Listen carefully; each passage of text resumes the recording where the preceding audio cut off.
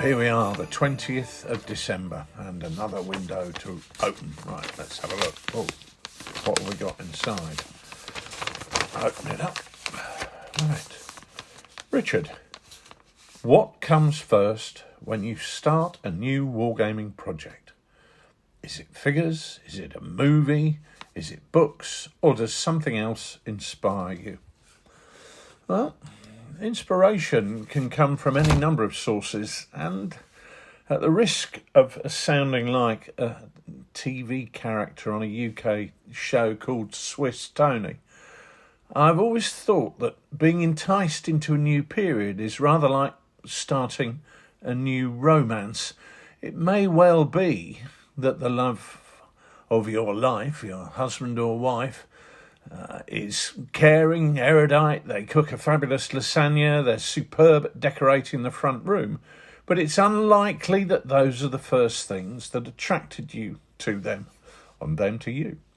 Far more likely, the initial attraction will be something rather more trivial, such as a particularly winning smile, or that they look like Sharon, who you had a crush on in the third form. It's often the case that the reason that you were initially attracted will become secondary and possibly even irrelevant once you get better acquainted.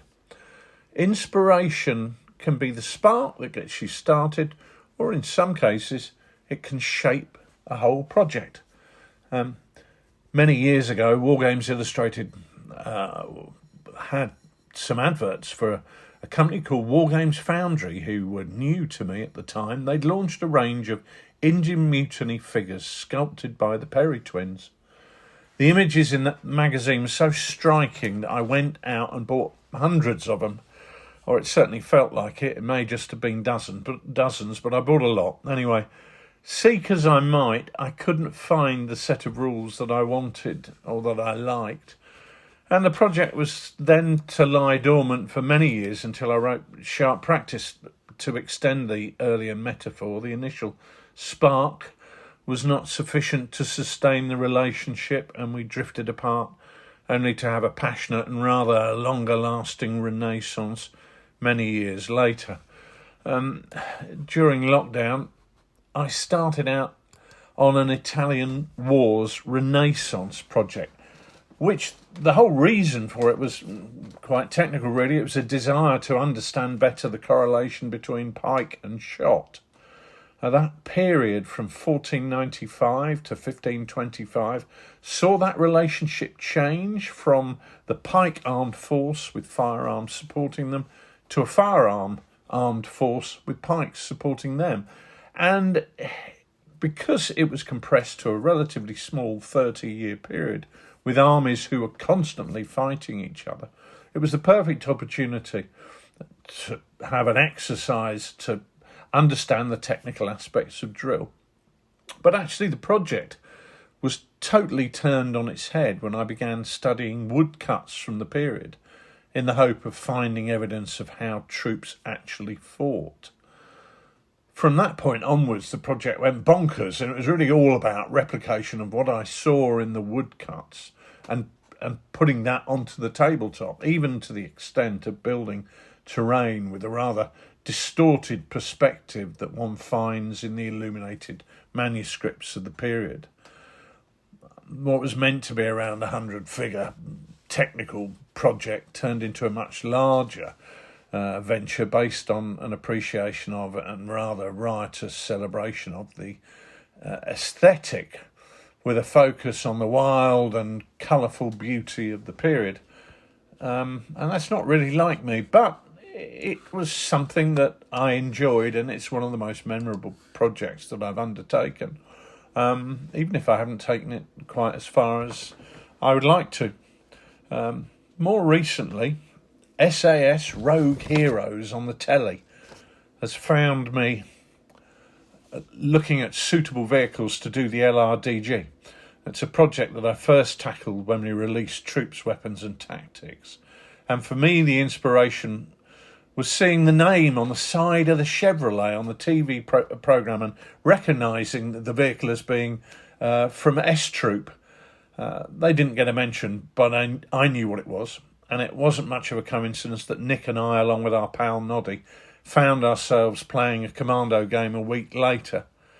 The seed of an idea has been planted, and we'll have to see whether it germinates or not.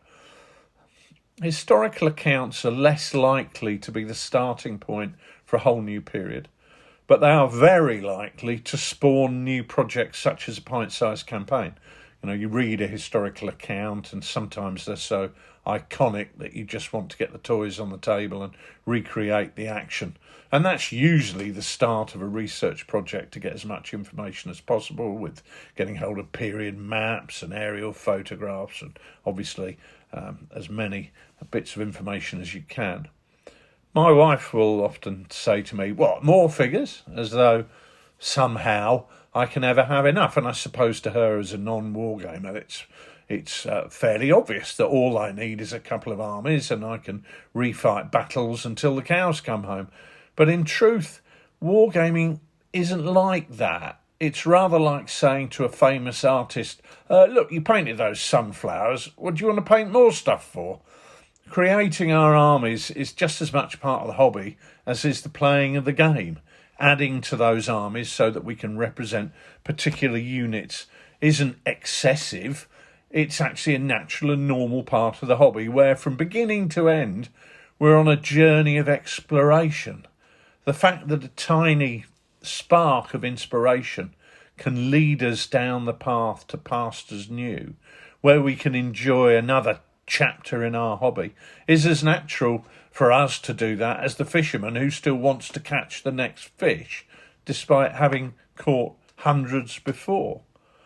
Wherever we find that inspiration, be it in a book or be it from a television programme or a film, or even a range of figures that is just so beautiful that we have to explore it more, we should celebrate the pleasure and joy that come with every new venture.